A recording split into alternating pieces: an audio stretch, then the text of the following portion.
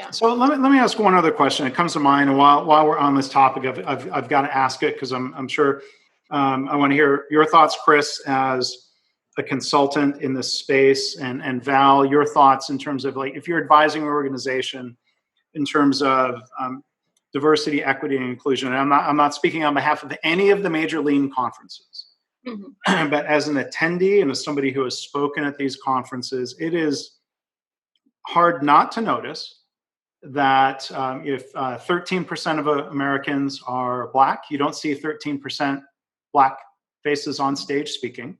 You don't see 51% women on stage. So defining that gap, that inequity, is easier than, like, the rest of the thought process of how to and how aggressively or what actions can and should be taken to look into that clear gap. I don't know what to do beyond identifying the gap. Right. I can jump in here. Please. Part of it, I think, is who is elevated, who is trained, who is called to the front. So I think in those spaces, where we will begin is with perhaps one or two, right? We'll begin with one or two, and they will be tokens, and they will probably feel like tokens, right? And so there's a lot of pressure on a token. Does that make sense? That is the one kind of representative, so I can't make a mistake, right? If I get out there, then I represent everybody that's going to come behind me, and if I make a mistake, there's not going to be another chance. Yes. And I'm sorry to interrupt, but that's part of the privilege I have, is that if I go up there and I stink as a speaker, people are going to say Mark was a bad speaker. It doesn't reflect on, well, it was a mistake to invite white men to speak. Right. Exactly. So and that doesn't occur to me. That's my blind spot. Right. So thank you for sharing that perspective. Right. Go well, but so what I'm saying is, so one of the ways that we think about getting around some of that is we do things in cohorts, right? You when we hire in the academy, you bring in a set of people instead of just one person. When you bring in speakers, maybe you bring in a set of speakers. You give them opportunities to practice, to talk with each other. You make sure that they have mentors. You make sure that they have coaching. You invest in them for the long haul, right? You become a sponsor and a supporter, an ally, a coach. And I think, too, that one of the other things that we see in literature, in the scholarship on this, is that when there are more than one woman in a diverse team, that women are more likely to speak. The more isolated a woman is, the more quiet she is likely to be. And so we can see similar kinds of outcomes with people of color. It's not always the case. There are some times when a singular individual can rise to the top and be very outspoken. So these things are not prescriptive, but they are observational. We can see those kinds of things in observation. So how do you change that? Well, you need to have internships, and you need to make sure that you don't fire your intern because they're 5 minutes late or because of whatever. That means that you're having conversations with this person about what it means to do this and what it means to try. That means when people are quiet, you ask them to speak up and you encourage them and you give them a chance to make a mistake, and the mistake is not deadly. That is one of the privileges of white malehood. It's not for everybody. There are white men who make a deadly mistake at the beginning. And here I know I'm using the term deadly, but I mean career-wise, right? Not physically. Reputation-wise. Yeah. Right. And so I think that's part of it. When in one of my previous positions, I felt like there was an unspoken rule. So sometimes people would share things with me. I wouldn't know that I shouldn't repeat them. I thought, if you're telling me, I should tell everybody. It's my personality, not a secret, but a strategy, right? So how do you get a promotion where you go on the job market, right? So, you establish your value out on the job market, and then somebody here will say, you're great, and we're going to want to keep you. So we create competition. Well, I repeated this to other people. I didn't know that I shouldn't have. because it was really private. But that person never came to me to say anything to me. They just stopped talking to me. It was so perplexing that I didn't understand what happened for years, right? So one of the things that I say, we do this workshop on building inclusive research environments. It's called IRE, which I kind of like because it's kind of, funky Caribbean. But and when you're building an inclusive research environment, one of the things that you have to do is make implicit norms explicit, right? So if there are things that you are doing quietly, that you would have conversations with someone over coffee or what have you, I'm not saying all of that goes away, but you got to make those things more explicit. What are the norms of my lab? What are the norms of my office? What are the norms of the department? You have to pull sometimes people aside and not say, well, they should have known. Instead, you say, I don't know if you were aware of this, right? And you help people to navigate, because part of the reason why some people are perpetually privileged is that they have knowledge of the inside game. And if you don't have knowledge of the inside game, then what you really think is, boy, if I just work harder and I do more and I get more degrees, that's what's going to protect me. And that is not necessarily the case. So part of it is really those allies and those sponsors who are going to help you to understand and interpret what you're hearing. And I think we're going to need that on both sides, but it's most important for the women and the people of color who have typically been on the margins. That's, I think, how to change that space. It's no different in the academy, or if I study Congress. Congress is 85% white and male. I mean, that's astounding. That represents the entire nation. And so how do we change that? Right? These are sticky problems. They're sticky problems, but they're not impossible ones. And there are strategies out there already about how to do it. Mm-hmm. I would just thinking about something I've heard Val say, who's not in the room, who's right. not at the table. And so as you look at, lean steering committees, as you look at Kaizen teams, as you look at who's leading the performance huddles, and who's taking part in that, who's underrepresented, who's not, at the huddle, at the table. Mm-hmm. And I think there's all sorts of opportunities when you begin to ask that question and reflect on it. As a consultant, I lead those Kaizen teams. I help designate who the leaders and co-leaders are for those rapid improvement events. And so, I can begin having that conversation with leadership to say, hey, who might we, give an opportunity to lead. Right. Well, if I may, then because those kinds of conversations are difficult, I think. So we can think about it right now, but doing it in action. Mm-hmm. And so how might you do that in action when you say, who is missing from this table and why are they important, right? And so, and part of it is that who would bring a valuable perspective that we don't have that is instrumental here. I think another thing, I helped to create an organization where there were a lot of women who were running the organizations. This was undergrads. And boy, they were so intolerant with the male student. And he was captain of the football team. He's clearly a leader. But he would not respond to the emails. These girls sent 75 emails, right? They were emailing all the time or texting each other, and they wanted him to be part of this communication stream, and he hated it. He wanted to be the person to come in, when are you making a decision? I'll help you make a decision, but I'm not going to do all of the debating. And they viewed that as him not showing interest and not being committed. It was a misinterpretation of the moment. But because the girls had power, they kicked them out of the leadership team. That's an unusual kind of circumstance, I think, but it's not so unusual in terms of how we evaluate. And the question that we need to ask, because what I think will often happen is we'll lock on to something that this person does differently from us, right? And we'll say that thing is the most important thing to determine the outcome. Mm-hmm. And we'll do it perhaps without being aware. That's the implicit kind of bias. Like, One of the ways that we see it, if I may, just really briefly, is that we sometimes see it in classrooms. Again, I have 2 Black sons, so I see how it plays out. And I know that they get noticed for bad behavior. I mean, they are going to roughhouse. They're going to do whatever it is that they do in school. And they will be singled out from time to time. And they're good kids, I'll say that. But they will sometimes be singled out. And I will have to go in to say, who else was at the table? How did what kind of punishment did they receive? Or what kind of reprimands did they receive? And it will often be the case that the reprimand is different.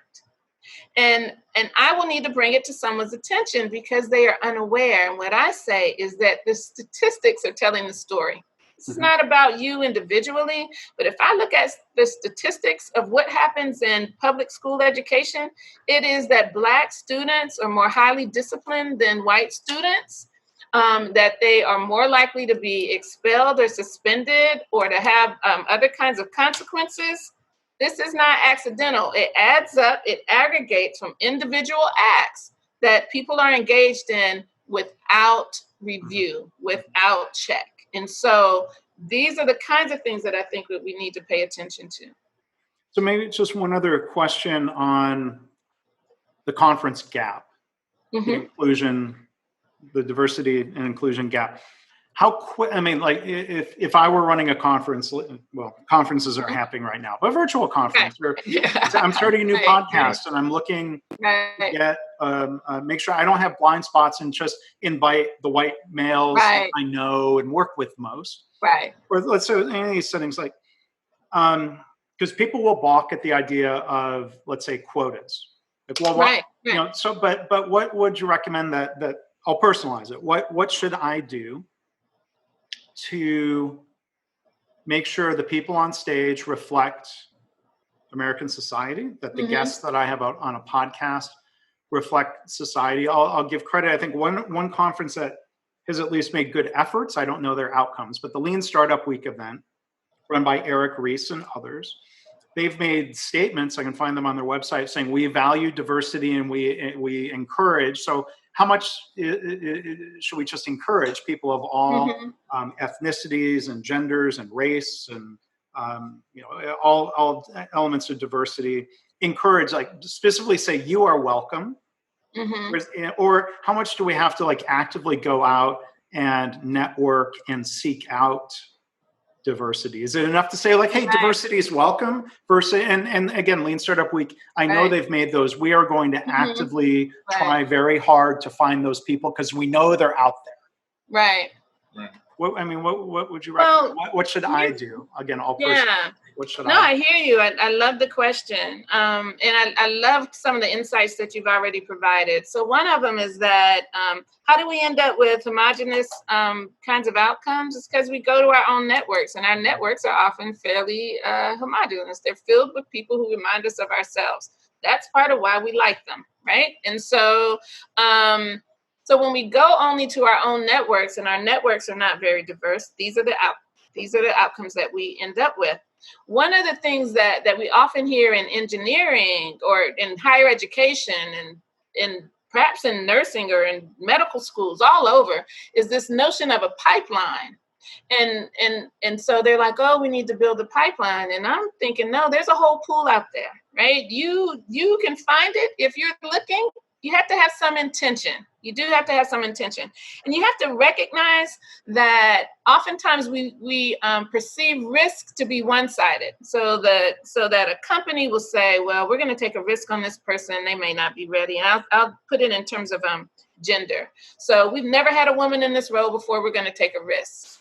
That means that person is on constant audition. But what we don't recognize there is that individual is also taking a risk, because they're walking into a culture that is not necessarily prepared for them, right? They're walking into an existing culture that says, I'm not sure that this new outsider belongs in this space. And so we need to recognize that there's risk-taking and there's trust-making on both sides of this, right? And so there may be some errors. So I think part of it is networks, part of it is culture. The other thing is that assets and the talent that you have that is embodied in people who are people of color or women, right? The assets and resources that are embodied in them are not only directed to other women or to people of color. These people have lots of ideas. And so we need to not pigeonhole people only in talks about race or only, let's explore the degree of expertise that people have. I think another thing, particularly we find with women, one of the things, so we can think about op-eds or promotions or the work Lean In that so many people read, like, take a chance on yourself, bet on yourself. Oftentimes, women will spend a lot of time. They will wait an extra 10 years before they will try to go up for a promotion or try something big. Whereas men, I see it in my own classroom. I used to tell the students, like, this is the best chance you're ever going to have is to speak in a freshman class, right? Because nobody really knows that much. And I know that the guys at the end of the table are behaving as if they do, but you know as much as they do. And it doesn't get easier from here. But it is a different kind of relation to the culture and to the space, a different sense of belonging. And so we're going to have to encourage people who may not feel confident to do it. Mm-hmm. So there are, I think, for us in higher education, it would be postdocs, there may be internships, there may be fellowships, rewards, right? Recognition. Those are ways to get people to the table and to elevate them in ways that are meaningful.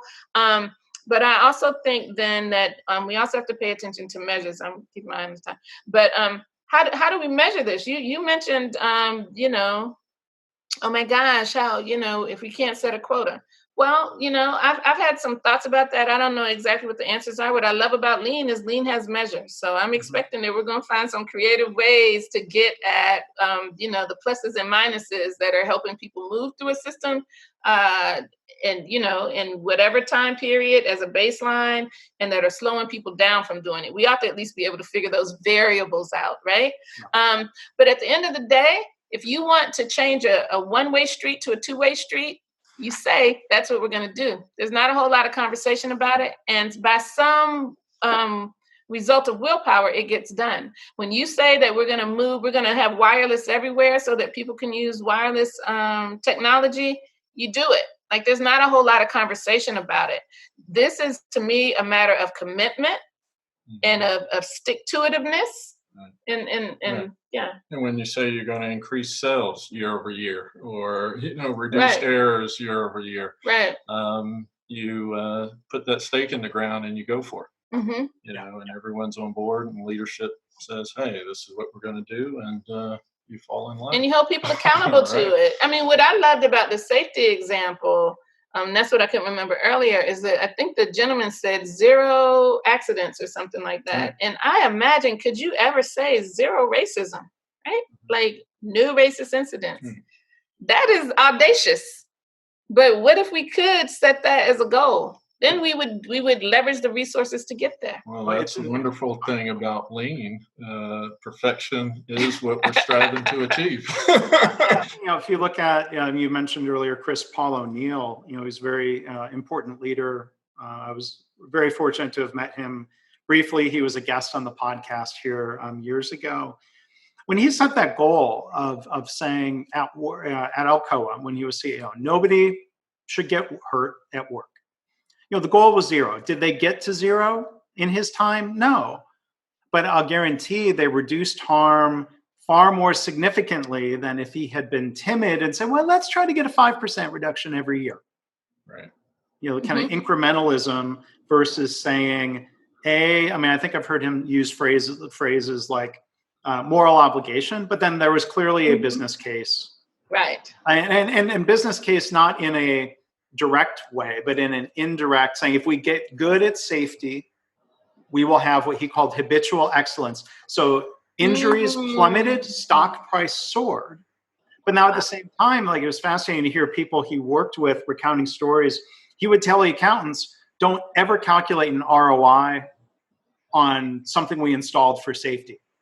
He's like, that kills my moral authority. We'll fire you if you do that, right? So he had this balance of, like, yes, it made great business sense, but it's more of a long term. It's the right thing to do, and there's that longer term outcome as a business. It seems like that's the connection to diversity, equity, and inclusion, right?